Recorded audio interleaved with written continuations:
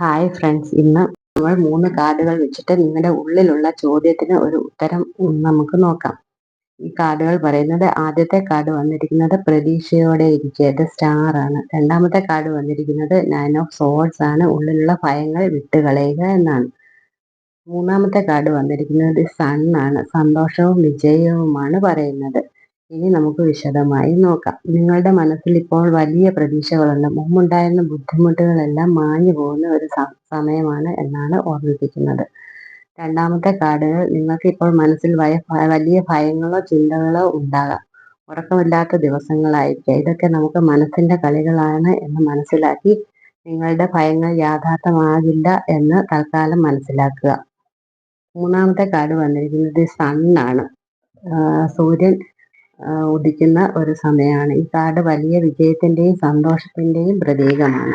എൻ്റെ ജീവിതത്തിന്റെ തുടക്കമാണ്. സന്തോഷം ഉറപ്പു തരുന്നു. പൂർണ്ണതയുള്ള സമയമാണ്. നിങ്ങളുടെ കഷ്ടകാലം അവസാനിക്കുന്നു എന്നാണ് ഈ കാർഡ് ഓർമ്മിപ്പിക്കുന്നത്. ഈ കാർഡുകൾ പറയുന്നത് നിങ്ങളുടെ നല്ല സമയം അടുത്തിരിക്കുന്നു എന്ന് തന്നെയാണ്. Thank you for watching.